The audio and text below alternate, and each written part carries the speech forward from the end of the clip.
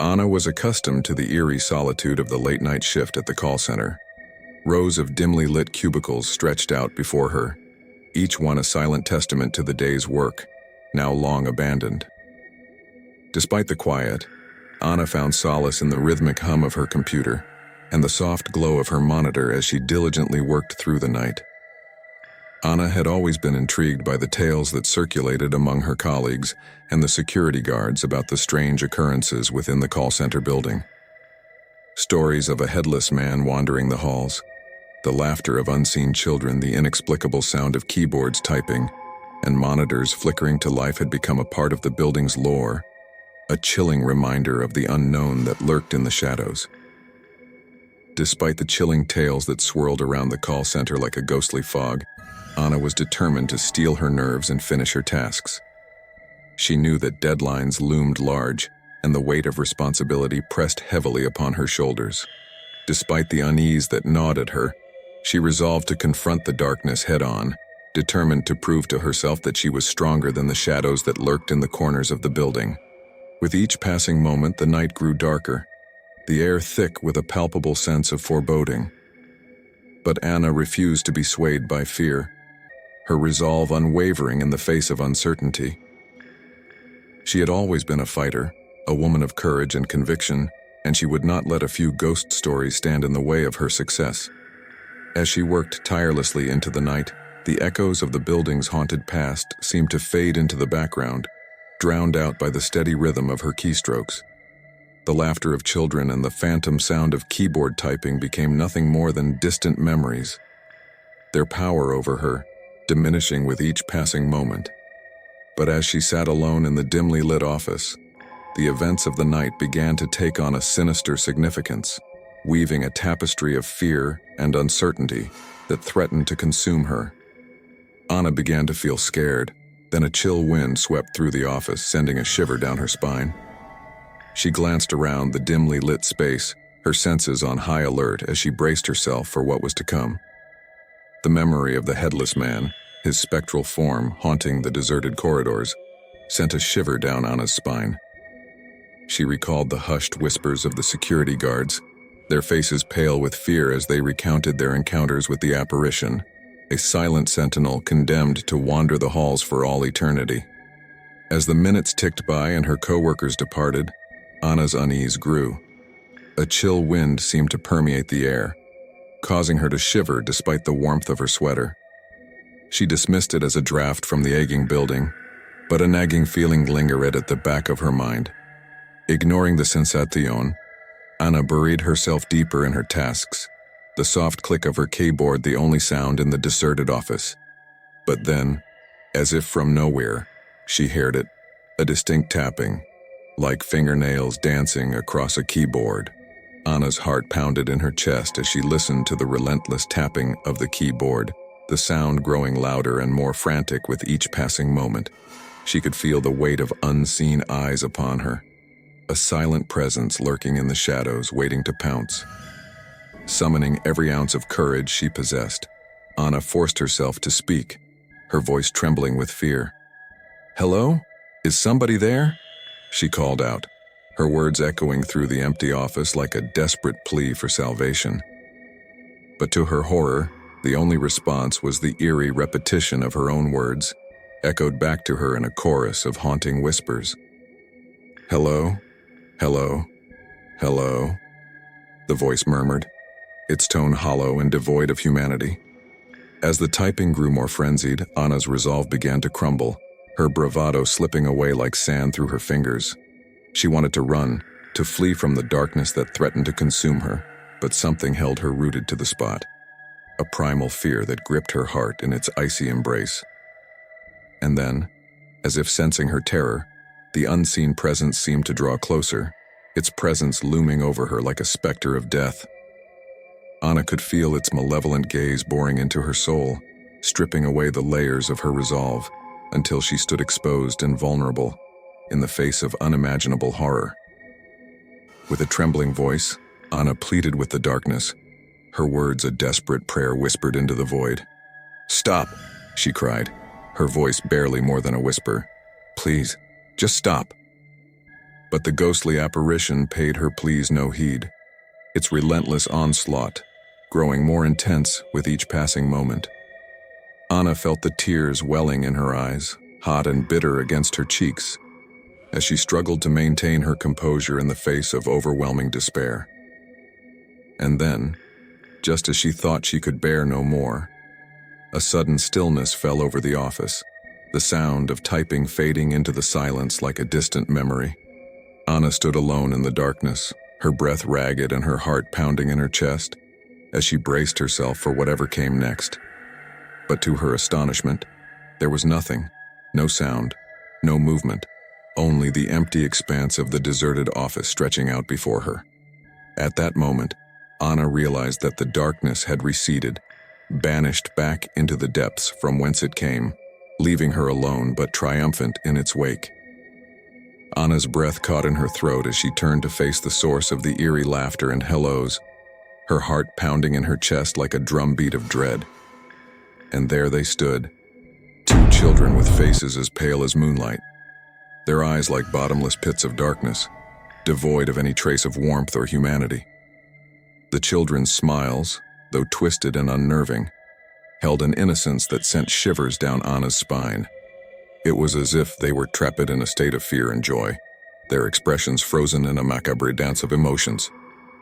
In that moment of shock and disbelief, Anna's mind raced with 1,000 questions, each one more terrifying than the last. Who were these children?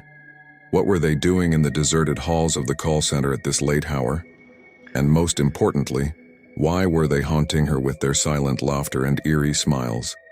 For a moment, Anna found herself rooted to the spot, her mind struggling to comprehend the surreal scene unfolding before her. She had heard tales of spectral children haunting the halls of the call center, but she never imagined she would come face to face with them herself.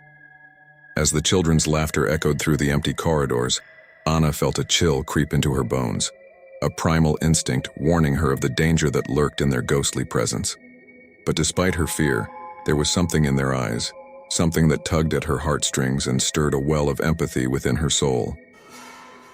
With trembling hands, Anna took a hesitant step forward, her voice trembling as she addressed the spectral children. "Are you lost?" she asked, her words barely more than a whisper. "Do you need help?" But the children only smiled, their dark eyes gleaming with an otherworldly light as they beckoned her closer. And though every fiber of her being screamed for her to flee, Anna found herself drawn towards them, a moth to the flame of their haunting beauty. As she stood before them, the children reached out with spectral hands, their touch like ice against her skin. And in that moment of contact, Anna felt a surge of electricity course through her veins, a jolt of energy that seemed to bridge the gap between the living and the dead.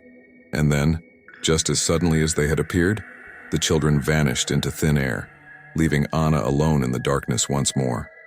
She stood there, trembling and disoriented, her mind reeling from the intensity of the encounter.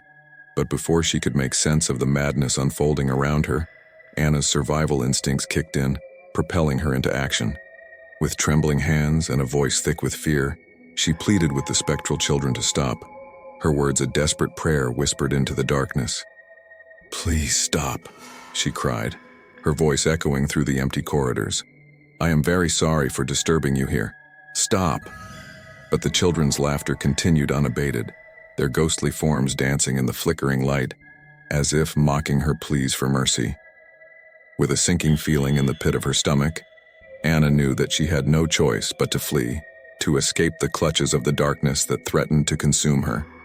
Summoning every ounce of strength she possessed, Anna turned and ran, her footsteps echoing through the silent halls as she raced towards the safety of the exit.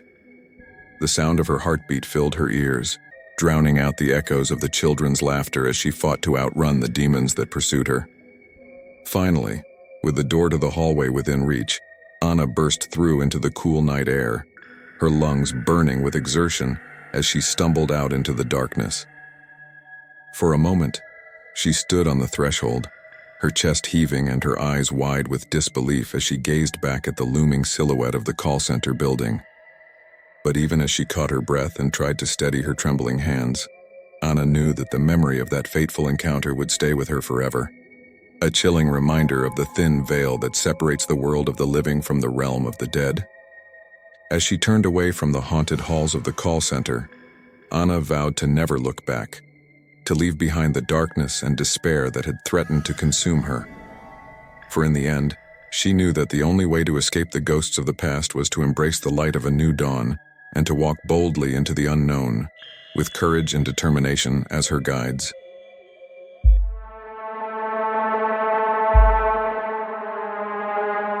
As the last traces of daylight faded into the evening, I found myself stranded after missing the bus home from school.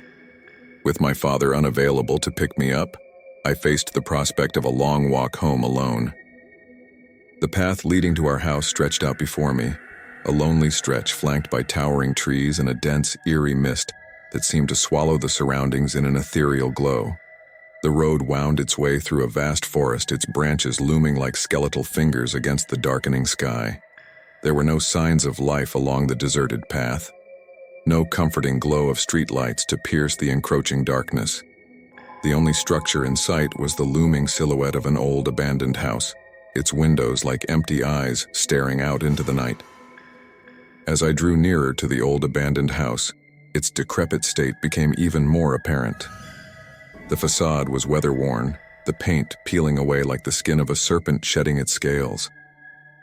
Cobwebs adorned the windows like intricate lace, while layers of dust coated every surface in a shroud of neglect. Beside the house stood a massive tree, its gnarled branches reaching out like skeletal fingers clawing at the sky. The tree seemed to stand sentinel, casting ominous shadows that danced in the faint moonlight. The house itself loomed like a forgotten relic of a bygone era, its presence haunting the surrounding landscape like a specter of the past. It exudes an aura of loneliness and desolation, as if it had been abandoned not only by its inhabitants, but by time itself. As I walked, a feeling of unease washed over me like cold fingers creeping up my spine. The old house grew nearer, its worn-out walls a grim reminder of the mysteries hidden within. A shiver ran down my back, as if the air itself was heavy with secrets and lost tales, each one whispering of sorrow and loneliness. With each step I took, the pull grew stronger, like an invisible thread drawing me inexorably closer to the mysterious dwelling. It was as if the house held secrets that yearned to be unearthed, secrets that called out to me in the language of the unknown. Standing before the abandoned house, a war waged inside me. A fight between curiosity and fear, between wanting to uncover its secrets and wanting to run far away. Despite the heavy feeling of dread, curiosity pushed me forward into the dark unknown of the empty house. The house itself bore the scars of neglect, a silent testament to the passage of time and the memories left to wither away within its walls. Every inch of the interior was cloaked in layers of dust, like a veil of forgotten secrets waiting to be uncovered. The furniture, once a cherished part of a home, now lay abandoned and forlorn, frozen in time's relentless grasp. As I stepped further into the darkness, the air grew thick with the weight of desolation, suffocating me with its oppressive embrace. The silence that enveloped the space was deafening, broken only by the disconcerting creaks and ghostly murmurs that seemed to echo from the shadows, teasing me with their elusive presence. Despite the overwhelming sense of dread that threatened to consume me, I pressed on, my every instinct screaming for me to turn back. But the pull of the unknown was too strong, urging me deeper into the heart of the house's eerie expanse, where the line between reality and nightmare blurred into oblivion. As I stepped inside, a heavy sense of sadness filled the air, weighing down on me like a leaden blanket. The furniture, covered in thick layers of dust, seemed frozen in time, holding on to memories long forgotten. The silence was overwhelming, broken only by eerie noises coming from the shadows, making my skin crawl with unease. Despite my fear, I pushed forward, determined to explore the house's mysterious interior. Each step felt like a journey into the unknown, but I couldn't shake the feeling that something awaited me in the darkness. With a deep breath, I continued, bracing myself for whatever secrets lay ahead, ready to confront the eerie expanse of the abandoned house. Summoning my courage, I pressed on deeper into the eerie house, my footsteps echoing through the empty rooms like faint whispers from another time. In one room, I stumbled upon a heart-wrenching scene, a jumble of baby items strewn among the ruins, a stark reminder of a family now vanished. Their presence lingered in the forgotten relics, fading into obscurity amidst the layers of dust and decay. As I continued my exploration, the attic called out to me, its mysterious allure drawing me closer. The air grew thick with anticipation, the silence weighing heavily upon me as I approached. Shadows danced in the corners, concealing secrets unknown to the outside world. With each step, I felt the weight of the silence pressing down upon me, the darkness seeming to pulse with hidden truths. Despite the creeping sense of unease, I pressed on, driven by an insatiable curiosity to uncover the mysteries that lay hidden within the attic's enigmatic depths. Dread engulfed me like icy claws clutching at my heart when I saw a white lady standing beside the door, her black hair obscuring her face as she loomed before me. I was paralyzed with fear, unable to move as terror consumed me. Before I could even react, an unseen force seized my hand with a chilling grip, trapping me in its icy hold. Panic surged through me as the spectral hold tightened like a vice, trapping me in its icy embrace. My screams echoed through the forsaken halls, a desperate plea for release from the phantom's grasp. With every ounce of strength I could muster, I fought against the spectral force, willing it to let me go. Finally, the grip relented, and I broke free, stumbling away in terror as my heart pounded in my chest. The image of the white lady's angry eyes burned into my memory, a haunting reminder of the danger that lurked within the abandoned house. As I fled into the darkness, the specter of the white lady seemed to follow, her warning echoing in the depths of my mind. With each step, I felt the weight of her gaze bearing down on me, urging me to heed her silent warning and never return to that accursed place. Even as I reached the safety of my own home, the memory of that chilling encounter lingered like a shadow, casting doubt on my sanity. And when I looked down at my trembling hands, the remnants of the spectral grip still visible, I knew that the horrors of that night were all too real. From that moment on, the abandoned house stood as a silent sentinel of terror, a reminder of the darkness that lurked just beyond the veil of the familiar. And as I vowed never to set foot on that haunted street again, I knew that some secrets were better left undisturbed, lost to the depths of time and the shadows of the unknown.